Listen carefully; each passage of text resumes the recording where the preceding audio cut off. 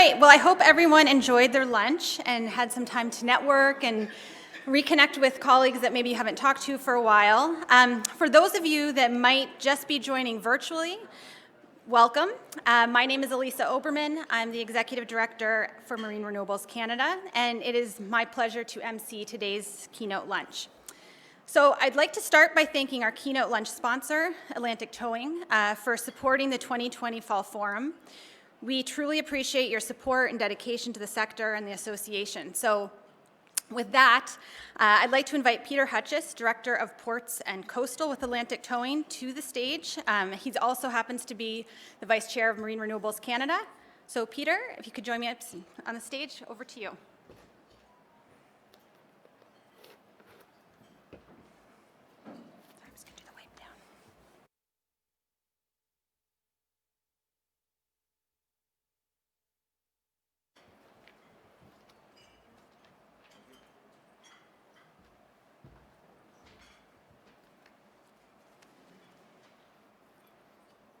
Thanks, Elisa, for the introduction.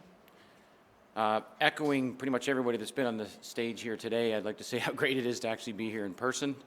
Finally, it's been a long few months. I'd also like to thank Marine Renewables Canada for putting this event on today. It's certainly been a challenge here, and they've done a great job of putting this event on in a safe manner. So thank you.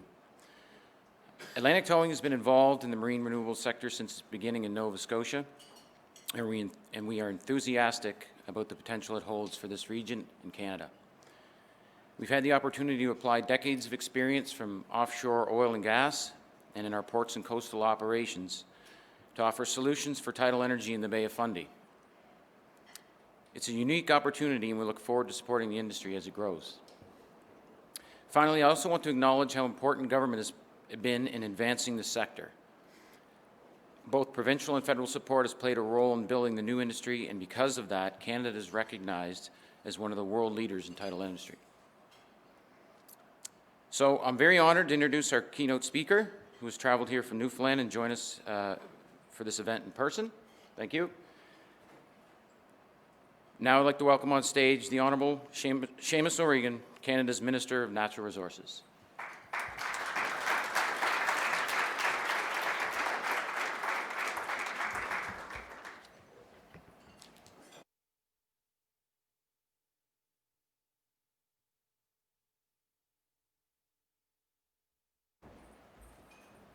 Thank you very much. I want to begin by acknowledging that we're on the ancestral and unceded territory of the Mi'kmaq people. I want to acknowledge my colleagues, Andy and Darren. No vote today, by the way. Did you get that? No vote, yeah. So public service announcements for you two. Rest of you don't mind. It's the weirdest thing, right? Because in Ottawa, you get these last-minute votes, and you would see me or Andy or Darren or Daryl or we'd all be just kind of running towards Parliament Hill, like, oh God, they call a vote at the last minute. And you literally see MPs running around. And now you just pick up your phone and vote. I was going to be voting on the way to the airport. We're all getting used to this. This is just, I mean, some of it is going to stay with us, and some of it's going to go. But one thing is fairly consistent, and this is something that always gives my staff a bit of a heart attack. I think for you crowd, I'm going to go off script.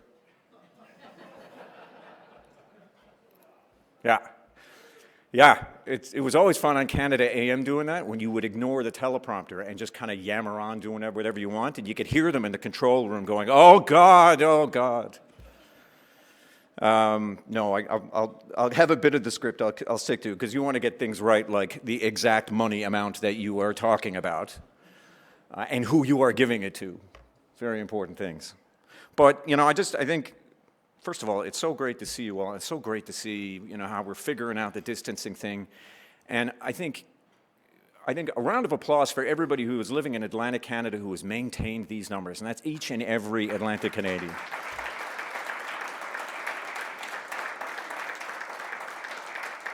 No one is resting on their laurels here.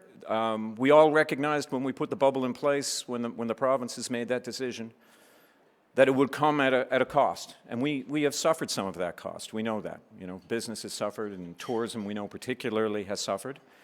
But it was in the interests and the spirit of keeping people safe until we get a vaccine. And the cost that is borne upon us is not a cost from government or from business. It is a cost that the pandemic put on us. So then it was just a matter of, well, how will we bear that cost? And we made the decision very early that government would bear that cost in behalf of individuals and businesses, in doing things like CERB and doing things like the wage subsidy. And we know, and we said very early, that we wouldn't get it right. It wouldn't be perfect every time. The important thing was to get it done quickly and to make people safe and to save lives. And it is working. It is not perfect, but it is working. And the rest of the country is looking upon us for the leadership that not only governments have shown and our public health officials have shown, but that each and every person who gives you a stink eye if you walk out of the room and not wearing a mask on your way in here. Every single person who does that. Every time you run back to the house because you forgot your mask. Every time you do that, it is adding to the safety of others and yourself, to the safety of your friends and family and of yourself. Minister Mombercat, it's great to see you. I know I'm going to be chatting with you quite a bit. You know, and I think, you know, you and I have always had a good relationship, but, you know, provinces, federal government, municipalities, agencies, unions, it is incumbent upon all of us to work together to get through this thing. And I'm very happy that we've always had a good relationship on which to build, and we can start getting constructive about how we get through this and how, you know, as we've heard in the throne speech, how we can build back better. You know, I actually, in my previous life, my previous life, I worked in the provincial government, and I worked for the Premier of Newfoundland at the time, Newfoundland and Labrador, Brian Tobin. I was a senior policy advisor. I used to write speeches for him, and there was nothing that drove me more cracked than after, you know, have done one or two all-nighters, and I'd be sitting in the back of the room, and he'd get up here and he'd say, somebody wrote a speech for me, but I'm going to throw this to one side, and literally somebody would have to restrain me from throttling him. But he always seemed to give a better speech when he ignored me, and then, you know, we'd be in the car afterwards driving back to the Premier's office, and he'd say something kind of halfway patronizing, like, you inspired me. Oh, jeez, you know, give me a break. So here I am doing exactly what I swore I would never do. But I drafted two throne speeches when I worked for the provincial government. And, you know, people go on about what was omitted and what wasn't in there. And trust me, you know, how these things are put together, it's, you know, like Bismarck said of politics, you don't want to see how the sausage is made. It ain't pretty. But when something is deliberately put in there, take note of that. Don't mind the omissions so much, you know. You can't include everything. And you can't include every one of your priorities. Don't read anything into that. What you do look for is what was purposefully included. And I think everybody in this region is very excited about the fact that the Atlantic Loop was purposely included in that throne speech. I think that is a very, very exciting opportunity. I think it is a very exciting opportunity for my home province, Newfoundland and Labrador. It is especially for, I think, Nova Scotia and New Brunswick and PEI. But, you know, as we look at what investments we can make and how we can get people back to work, how we can take a look at how quickly things have been changing in the energy market since the lockdown. It is breathtaking, isn't it? I'm looking at you know, Minister Mombercat and others. I mean, you guys know. I mean, you know, as people who have been involved in renewables, I mean, it's breathtaking. I mean, we as a government have been talking about the importance. We ran on a platform of reaching net zero emissions by 2050 and reaching our Paris targets. And it's one thing for us to say it, and it's one thing for government then to put in practice certain things, but it is breathtaking to watch the market work. That's where sustained change will happen. And it is happening. I knew that the natural resources portfolio would be a challenging one when the Prime Minister gave it to me. In fact, a friend of mine who's in the media, after having Veterans Affairs and then Indigenous Services and now Natural Resources, particularly after this election, this friend of mine said to me, I thought the Prime Minister was your friend. It's a challenging portfolio right now, and it is a particularly challenging one as so many changes happen. So, you know, there are a couple of things that you stick to, and these came out in the throne speech as well. One that I firmly believe, if government's going to be making investments, be smart. And pay attention to where the market is going. And then, you know, in the words of Wayne Gretzky, skate to where the puck is going. So that is what we are attempting to do with the investments that we are making. Figuring out where the marketplace is moving and making those investments to where the puck is going. And then secondly, and this is something that I got to tell you has preoccupied, you know, basically 6 months of my life, you know, is the oil industry and the workers involved in the oil industry. 500,000 people across the country. If you don't know this, just let this sink in. Canada is the 4th biggest producer of oil in the world. We often don't think of ourselves that way. In Newfoundland, we do. I mean, from my office, I see the supply ships heading out to the rigs every day, right? I am reminded every single day. And if you didn't know this as well, Newfoundland and Labrador relies more on royalties from oil than Alberta does. So things have been challenging. The price of oil plummeted at one point in April to negative $35. I will never forget that day. Couldn't afford to store it. It has been tumultuous. But through it all, we know two things. Make sure we're competitive, and make sure we look after our workers. Make sure they're doing good work. We put $1.7 billion into cleaning up orphan and inactive wells as a way to keep men and women with expertise and talent and experience working at something that we need to do to clean up these wells for the environment, but it's good work, and it allows them to further build on the expertise that they've already built. The expertise of these men and women is breathtaking, right? And now we've put in almost $400 million for Newfoundland and Labrador for two reasons. One, to find similar projects that workers there can be kept busy at and do that will further our industry, and secondly, to make it more competitive. The good news in Newfoundland and Labrador, I mean, I was writing this in throne speeches, as I said, 25 years ago, that Newfoundland has a sweet light crude. You mainly said it because it sounded good. Half the people didn't really know what it meant. Now we know what it means. It's a fundamental competitive advantage because it means it is some of the lowest emitting barrels of oil in the world. And the world will need oil. And if it's gonna get oil, it should be our oil. The other thing that we concentrate on as a government is not to pick on any one industry, although it is fair to say that the oil and gas industry and how we move around occupies the great majority of the emissions from this country, right? Whether it's how we develop oil, how we refine oil, or for most of us, and this is the bulk of it, how we use it, driving, heating our homes, that sort of thing. So finding ways to reduce all of that is where we're at, reducing emissions. Not necessarily picking on any one industry, just saying to them, just lower emissions. How do you lower emissions? I gave a speech back in just before the lockdown, actually, about a week and a half before, and I gave it at Globe, which is the biggest clean tech conference in North America. It's in Vancouver. Thousands of people. And I got up there and said something provocative, but something true. And they kind of know this because 80% of clean tech in Canada is funded by oil and gas companies. But what I said to them is, we will never reach net zero without Alberta, full stop. We got to deal with it. We will never reach net zero without Saskatchewan. We will never reach net zero without Newfoundland and Labrador. We have to think fundamentally about how we deal with these industries and how we deal with provinces that rely upon those industries. They cannot be left behind. They cannot be left behind. No one, as we go through this transition that we're seeing, no one can be left behind because this is Canada. And because these people who are in the oil and gas industry, as I said, had the experience and the expertise to get us to where the puck is going. So I gave that speech there, you know, and I said that provocatively. The next day, I went, literally the next day from Vancouver to Calgary, and I co-hosted an innovation summit. And we had a room much like this with all the bigwigs in the Canadian oil and gas industry. And I said, this industry will never profit or prosper without net zero. Full stop. It's the flip side of that argument. You got to take this seriously. The markets are moving.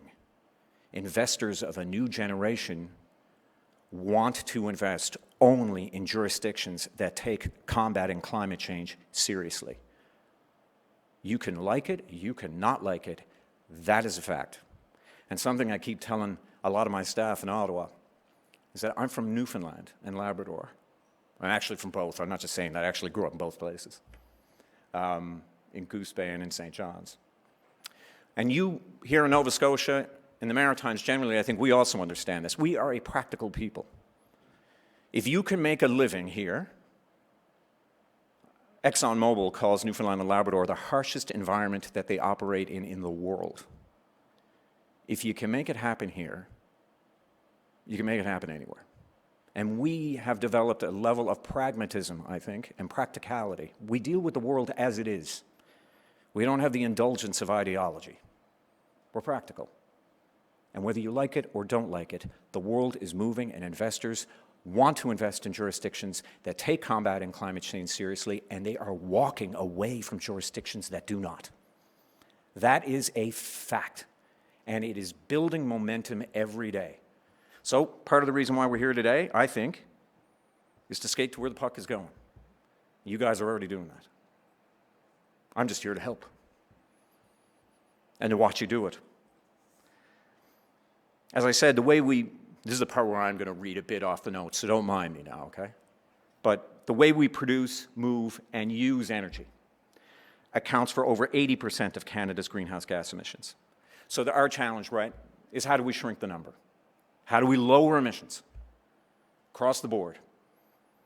How do we meet our needs, power our cities, sustain our towns, heat our homes, feed our families, grow our economy, while producing fewer emissions? That is not an easy question to answer. And just as I've appeared in front of the Canadian Nuclear Association, I've appeared in front of a whole host of conferences, generally by Zoom. Again, it's some good to see your faces in real life, I got to tell you. But every one of these conferences, I say the same thing. We can't do it without nuclear. We can't do it without wind.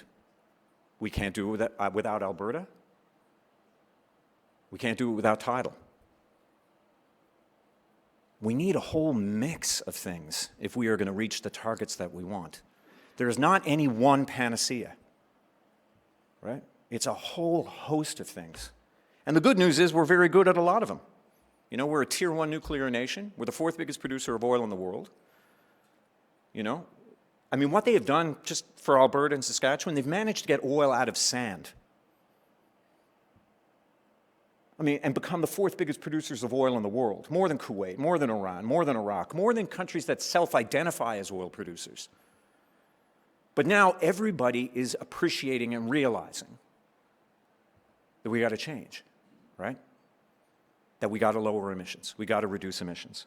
So moving that ability to get oil out of sand or to get oil out of the middle of the North Atlantic in the middle of the ocean and transfer it to what you guys are doing, for instance, is our challenge as a government, both at the provincial and federal levels.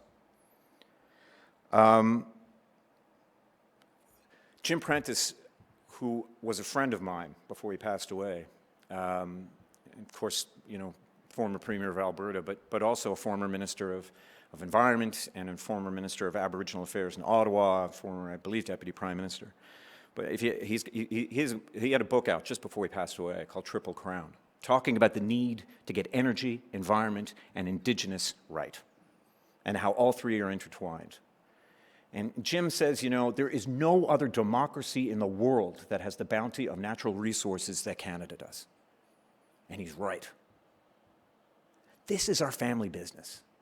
This is what we know. And what I liked about the throne speech was that you're often tempted in Canada, we'd like to be one of, we'd like to be a leading. We always kind of qualify in case we don't quite make it. But the throne speech was ambitious. We want to be the best place in the world for clean tech companies, the best. We want to be a leader, the leader in this transition.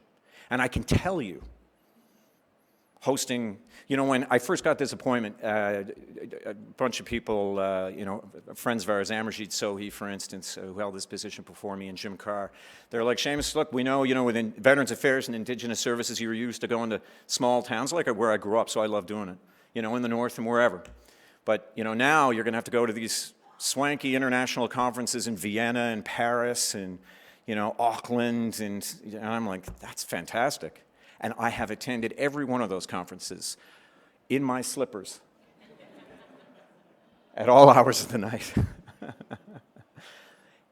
and my backdrop when I do these things, I had to up my game because I was doing it from my den, but then I had to bring it to the office and have some flags behind me because I realized these are international conferences and the world is looking at us. The entire world is looking at us, at how we do this. Because we are the fourth biggest producers of oil and natural gas in the world. Because we are a tier 1 nuclear nation. Because we are a leader in clean tech. And they are looking to see how we are going to handle all this. And it's daunting, but it's very exciting. And tidal power is going to fit perfectly in this. We are committed to it. In the Offshore Energy Research Association, our investments there, the Fundy Ocean Research Center for Energy, the Bedford Institute of Oceanography, amongst others. My colleague, Minister Jordan, announced $9.4 million for 4 tidal energy projects. And today, I can confirm one of the largest investments in tidal energy to date. More than $28 million to help Sustainable Marine demonstrate that Canada's first floating tidal energy array at a commercial scale will lead the world.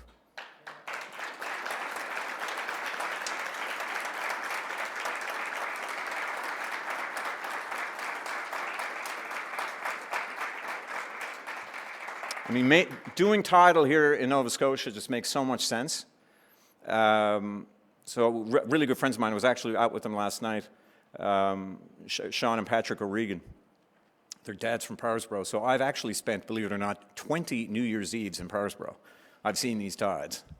And by the way, no relations, don't ask me for a deal on a car. They won't even give me one. I've known them for 33 years, but that's why they're the O'Regans and they got tons of money. They don't give deals to their friends. Anyway, I didn't say that.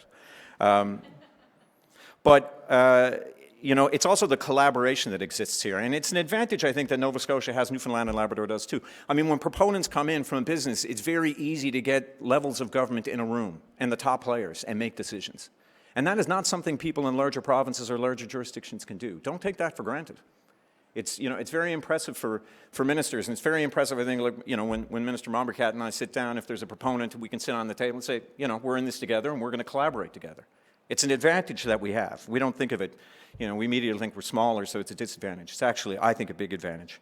And that's why you've got such outstanding collaboration here, I think, with the province, with academia, with industry. You got the BEMBAC project is well underway with the last shipment of modules for the first platform arriving here in Halifax in September, and the turbines coming up, the turbines, I think, just last month.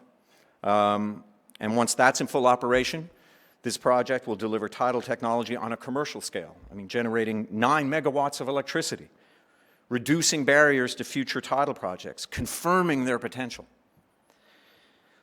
In addition, I can announce that the Clean Growth Hub, which is an interdepartmental initiative led by our government, has signed an MOU with the province of Nova Scotia to help support the development and adoption of clean technologies, including tidal, sharing information, supporting clean tech companies and projects in Nova Scotia.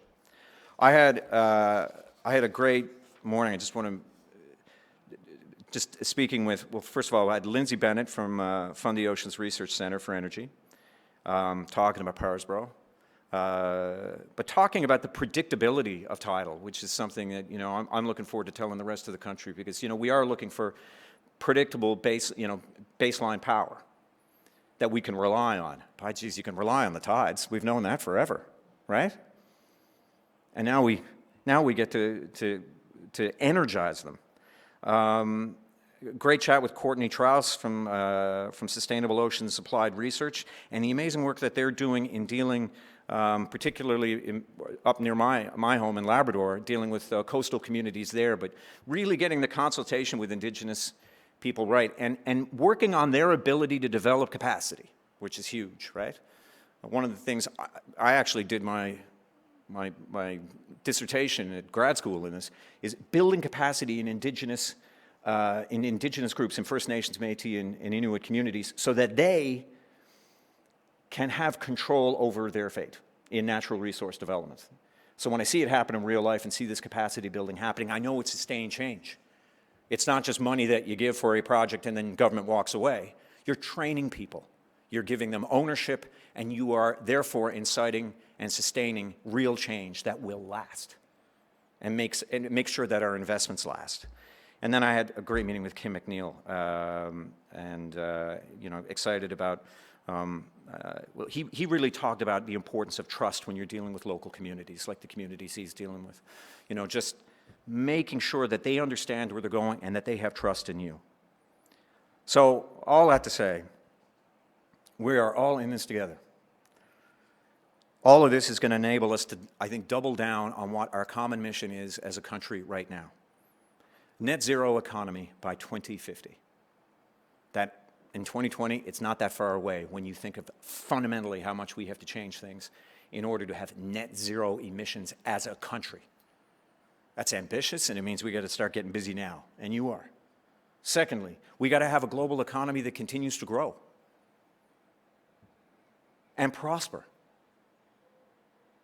We should be able to have our cake and eat it too, lower emissions and enjoy good jobs.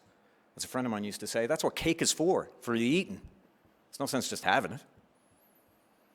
So that's our challenge. And then thirdly, as I said before, an energy future that leaves no one behind.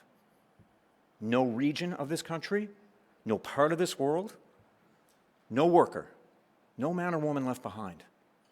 We need everybody on this.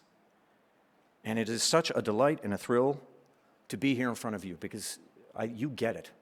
You get that this is our mission. And I'm telling you, this is one of the rooms in this country that will do it. So thank you very much. Appreciate it. It's great to see you in person. Thank you.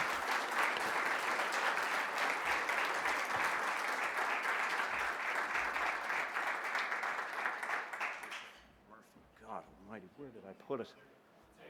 Jesus. God. Put your cameras down. I always had it on, for God's sake. Thank you, everybody. Much appreciated.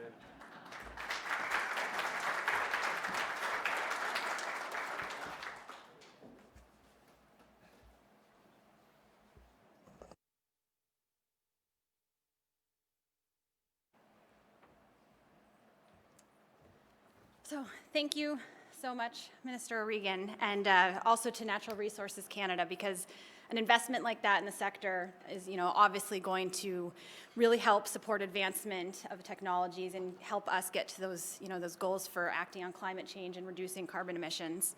And you also inspired me to go off script, or I want to go off script, but I'm going to try to stick to this. But I also just want to say on behalf of Marine Renewables Canada, we really, really appreciate you being here today. And I also appreciate the fact that you have been spending this time to talk with some of our members and those that are active and interested or involved in the sector. So thank you for that too. So now I would like to introduce our next speaker, Jason Heyman, CEO of Sustainable Marine Energy, and he's going to be joining us virtually. Jason is a qualified naval architect and has worked in the marine sector since 1996.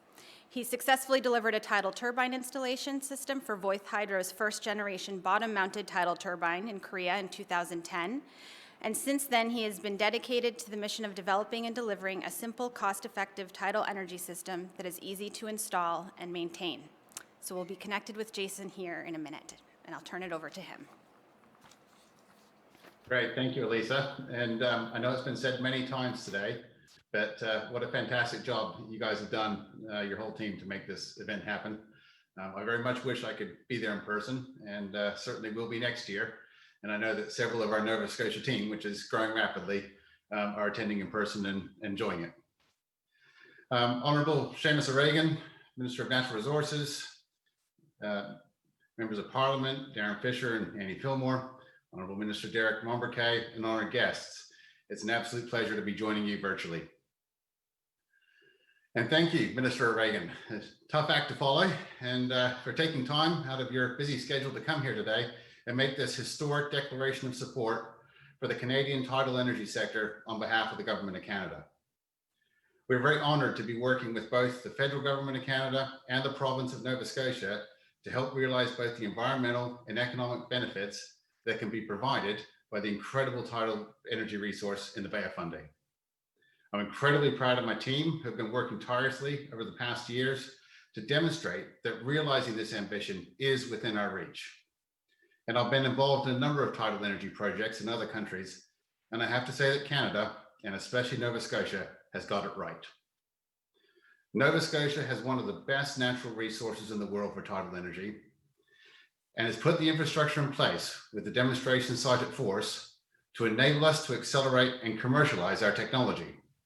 Their commitment to the tidal energy sector has brought our company there and will continue to attract companies like ours who can deliver sustainable economic growth. This investment will not only advance our tidal energy technology, but also provide a source of clean, renewable energy that has a positive impact on rural, coastal communities and the environment. It also demonstrates Canada's commitment to a clean energy future and willingness to act, and by providing a positive and assertive response to our climate change predicament. Here at Sustainable Marine, we are fully committed to do our bit to help deliver this clean energy future. And I'll take just a minute to explain how we're going to do this. Our mission is to make tidal power accessible in a socially and environmentally responsible manner and become one of the world's leading providers of energy solutions for island and coastal communities. So let's take a look.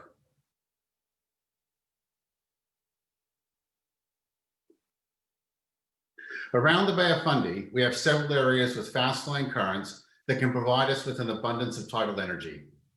And our journey in Nova Scotia started in Matagan when we assembled and launched our first platform that we brought over from Scotland in 2018. We then deployed the platform in Grand Passage between Freeport and Westport, where we've been proving up how resilient the technology is through hurricanes and Canadian winters. And we've also been building the capabilities of our Canadian team and supply chain partners, and have demonstrated that with our plate-tie system, which is straightforward and easy to launch, easy to tow to site and access for maintenance, a lot can be achieved by local vessels and mariners who intimately understand this challenging and energetic working environment.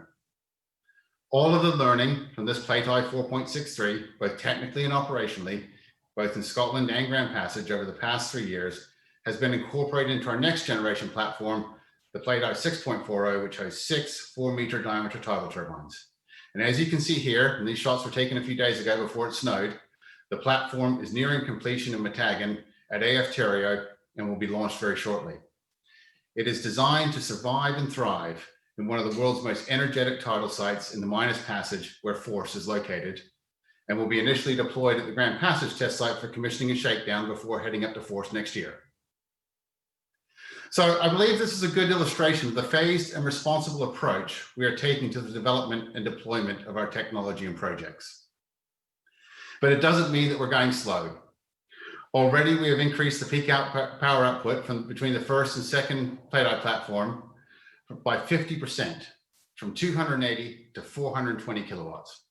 And the investment announced today provides exactly the kind of stimulus that's needed to ignite the tidal energy sector here in Nova Scotia. And by the end of next year, we will have completed the first phase of the PEMPAC project at Force, having installed 3 platforms, and in doing so, we will deliver the world's first array of floating tidal energy devices. Over the next few years, we'll be ramping up the deployments in phases to deliver up to 9 megawatts in this world-leading demonstration project. And we're very fortunate that several years ago, the province of Nova Scotia and the government of Canada had the foresight to set the stage for this to happen by investing in the development of a world-leading demonstration facility at Force, and investing in creating an ecosystem to support the development of the sector in Nova Scotia, and something that Marine Renewables Canada has played a key role in, and we thank you for all your dedication and commitment. We will continue to work with a wide range of stakeholders, including provincial and federal regulators, local and Aboriginal communities, and academic institutions such as Dalhousie and Acadia, research organizations like OERA and Force, and the local supply chain to develop the skills and expertise required to deliver on the promise of tidal energy in a sustainable and profitable manner. And in doing so, we'll not only provide an affordable, predictable, and clean source of energy, but also create sustainable and long-term employment opportunities that will grow rapidly as we develop this new sector locally that will then be able to export its skills and expertise around the world. So once again, thank you, Minister, and your team, and everyone who is supporting us on this next stage of the journey, which is sure to be exciting and pivotal for the sector.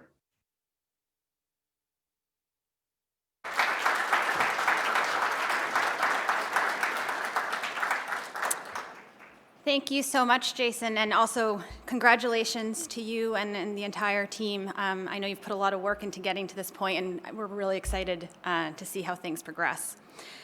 So our next speaker is the Honourable Derek Mombriquette, who serves as our champion in Nova Scotia for renewable energy as Minister of Energy and Mines. And I would like to welcome Minister Mombriquette to the stage.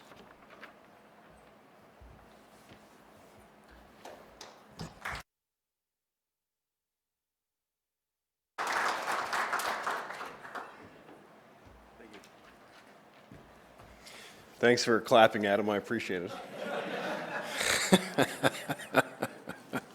Somebody had to start it, I guess. No, it's good to see everyone again this afternoon. Minister O'Regan, thanks for being here with us. Thanks for making the trip to Nova Scotia, and I look forward to spending some time with you afternoon. I always joke with staff saying that I'm from Cape Breton and you're from Newfoundland, so if anybody can get it done, we're going to get it done. Andy and Darren are here. I don't know if they're still here or not. Gentlemen, good to see you as well. I always recognize when I get up on the stage the wonderful staff of the Department of Energy and Mines who do so much work around the province, whether it's working with the various organizations that are testing and their technology, or if they're dealing with the federal government. Thank you all very much for the work and the advocacy that you do on behalf of the department. To SME, congratulations. This is another significant investment in Tidal, something that is a priority for this government. Today's announcement again reconfirms the support that we've received from the federal government towards Tidal, but it's not just about Tidal, and just to put it in perspective, what we've been able to do over the last number of years in partnership with the federal government. We are now recognized as one of the best jurisdictions for solar. We are recognized now as one of the best jurisdictions for efficiency workforce, for efficiency programming, and that's because of the partnerships that we have formed with the federal government. Minister O'Regan talked about the relationship that we need to have and that we need to build with our First Nations communities.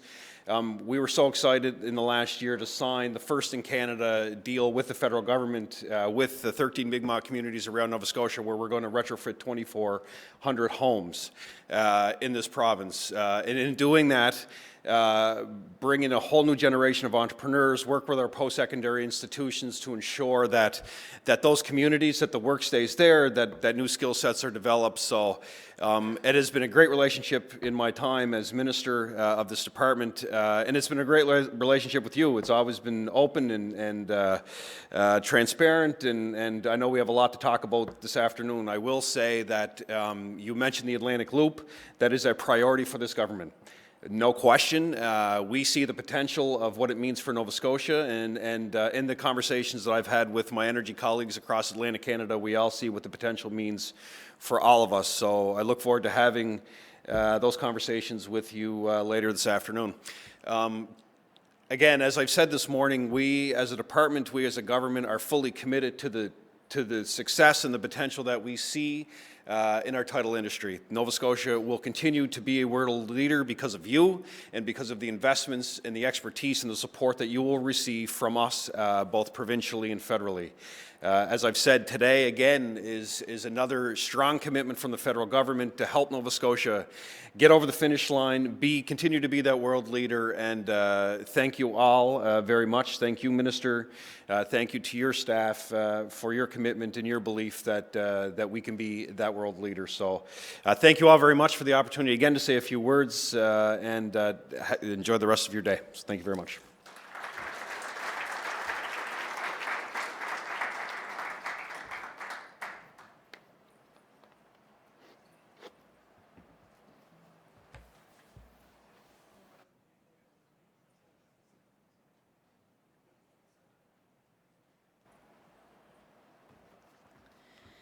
Thank you again very much, Minister Mumbercat, for being here with us today, and also just for your ongoing support.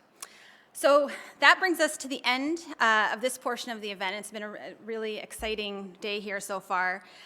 So I just wanted to provide some direction. We've designated some space outside of this room for Q&A with speakers and media. So it's right outside the Atlantic Ballroom, and we can help direct you to that space.